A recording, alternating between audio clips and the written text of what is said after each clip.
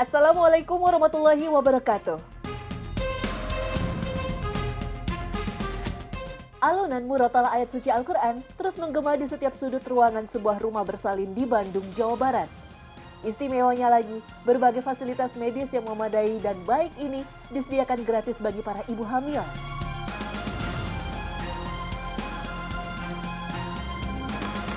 Prenatal yoga atau yoga hamil yang biasanya diiringi alunan musik klasik tidak ditemukan di rumah bersalin ini.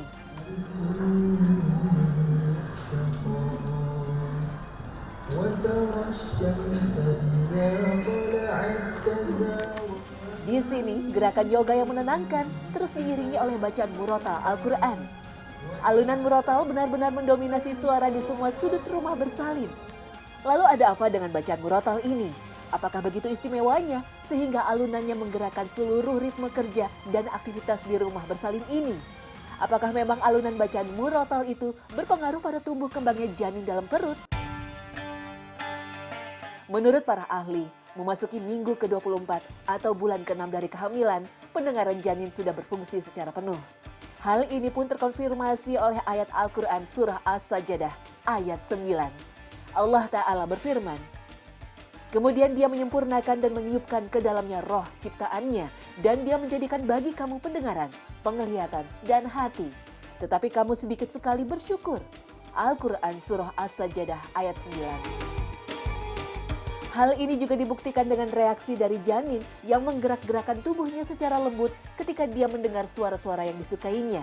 Dia pun akan menunjukkan respon khas saat mendengar suara-suara bising atau teriakan yang tak disukainya.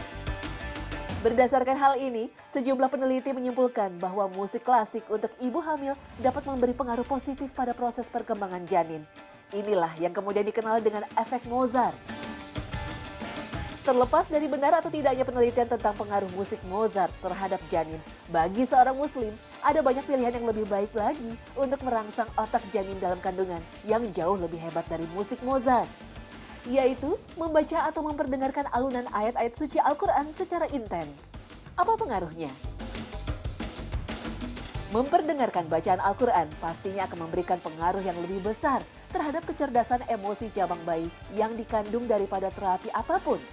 Sebagai umat Islam, kita meyakini bahwa lantunan ayat suci Al-Quran adalah suara terbaik ciptaan Allah di muka bumi yang telah disesuaikan dengan komposisi dan kesanggupan mendengar setiap manusia.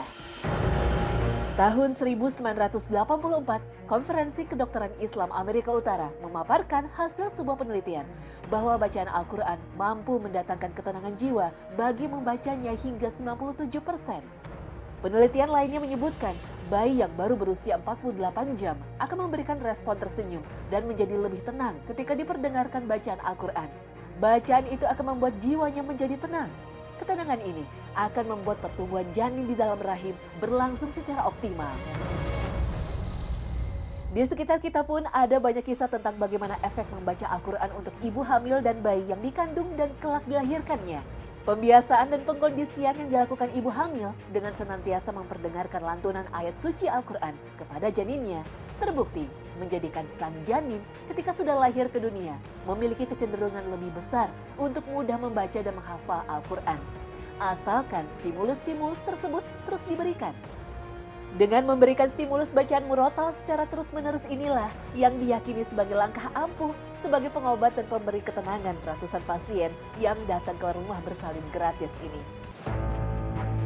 Semua cuma-cuma di sini, tidak ada yang bayar. Dan itu semua diperuntukkan bagi orang-orang yang kurang mampu.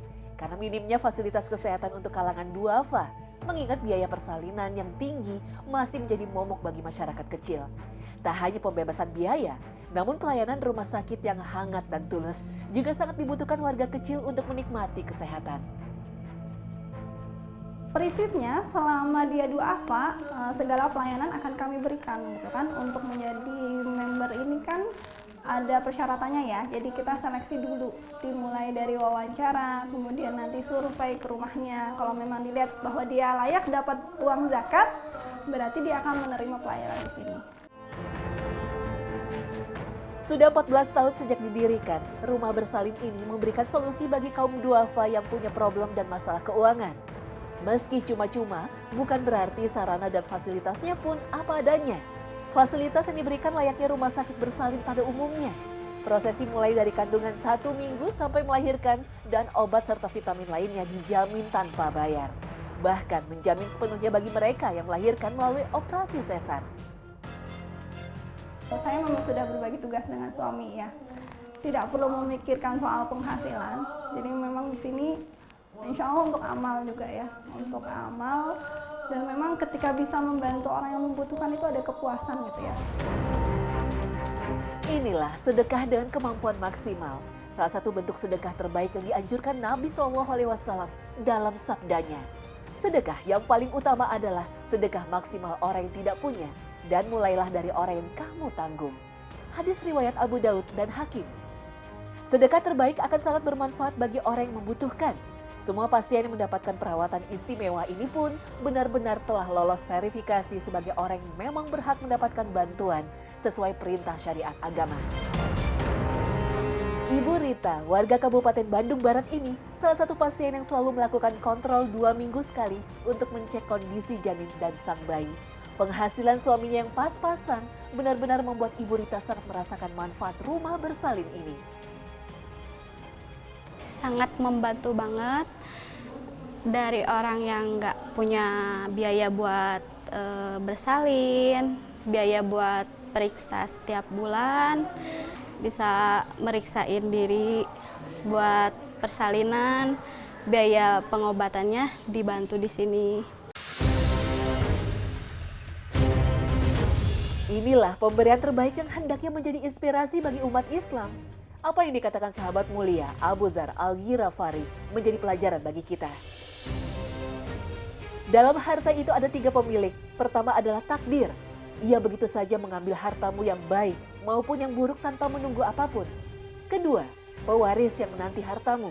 Jika engkau mati, mereka akan mengambilnya. Dan yang ketiga adalah dirimu sendiri. Jika bisa, jangan menjadi yang paling lemah di antara ketiganya. Allah berfirman, kamu sekali-kali tidak akan sampai kepada kebaktian yang sempurna sebelum kamu menafkahkan sebagian harta yang paling kamu sukai. Oleh sebab itu, infakkan harta yang paling engkau sukai sehingga akan menjadi tabungan di akhirat kelak.